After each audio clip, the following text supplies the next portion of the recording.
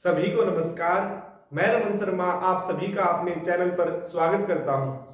आज हम बॉटनी के अंतर्गत पादपों का वर्गीकरण यानी क्लासिफिकेशन ऑफ प्लांट्स के बारे में पढ़ेंगे।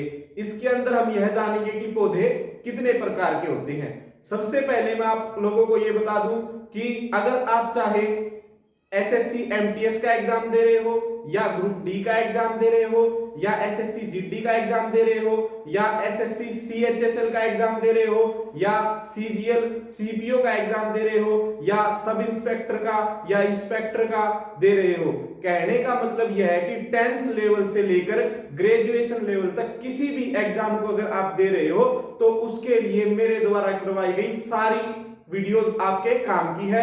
तो आप ये ना सोचे कि मैं तो ग्रुप डी की तैयारी कर रहा हूं या मैं जीडी की तैयारी कर रहा हूं तो मैं क्या पढ़ूं। तो आप यहां पर जो करवाया जा रहा है उसे अच्छे से याद कर सकते हैं। या आप कहीं भी पढ़ते हो किसी भी कोचिंग सेंटर में, जो आपको एक टीचर करवाता है वो सभी आपके लेवल की है। जो जीके है वो सभी एग्जाम्स के लिए सेम है। बस क्वेश्चन पूछता है एग्जामिनर, वो थोड़ा सा अगर 10th लेवल का एग्जाम होगा तो थोड़ा सा आसान क्वेश्चन पूछ लेगा, ग्रेजुएशन लेवल का एग्जाम होगा तो थोड़ा टफ क्वेश्चन पूछ लेगा। इतना ही है, पढ़ना आपको सारा पड़ेगा। तो अब हम बात करेंगे क्लासिफिकेशन ऑफ प्लांट्स या पादपों के वर्गीकरण के बारे में। सबसे पहले बात करें क्लासिफिकेशन ऑफ प्लांट्स या पादपों का वर्गीकरण किसने किया था, तो ये किया था एल्कर ने किया था।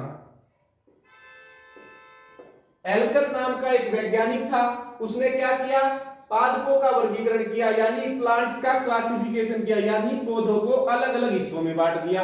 अब पूछ सकता है कि कब बांटा, तो 1883 में बांटा था, 1833 में बांटा था। अब इस डायग्राम के थ्रू हम इसे समझेंगे। तो पादपों को दो भागों में बांटा जाता है, पुष्पोद्भिद यानी फेंड्रोगेम और अपुष्पोद्भिद यानी क्रिप्टोगेम। जो पुष्पोद्भिद हैं ये कैसे पौधे होते हैं, फूलों वाले पौधे होते हैं जिनके ऊपर फूल आते हैं, और अपुष्पोद्भिद जिनके ऊपर फूल नहीं आते हैं। पुष्पोद्भिद को दो भागों में डिवाइड कर सकते हैं। पहला है नग्न बीजी जिसे जिम्नोस्पर्म कहा जाता है, और दूसरा है आवृत बीजी जिसे एंजियोस्पर्म कहा जाता है। जो नग्न बीजी हैं इनके जो बीज होते हैं उनके ऊपर कोई भी फल नहीं होता है, यानी सीधे वो हमें दिखाई दे जाते हैं। जो आवृत बीज या एंजियोस्पर्म होते हैं इनके जो बीज हैं उसके ऊपर फल होता है, यानी फल से या किसी चीज से वो ढके रहते हैं, उन्हें आवृत बीज या एंजियोस्पर्म कहते हैं। तो पुष्पोद्भिद कितने प्रकार के होते हैं, दो प्रकार के होते हैं, नग्न बीजी और आवृत बीजी, जिसे हम जिम्नोस्पर्म और एंजियोस्पर्म कह सकते हैं। जो आवृत बीजी या एंजियोस्पर्म है ये आगे चल के दो भागों में बढ़ जाते हैं। पहला है एक बीजपत्री जिसे मोनोकोट कहते हैं, दूसरा द्विबीजपत्री जिसे डाइकोट कहते हैं। ये हमने पुष्पोद्भिद के बारे में जाना।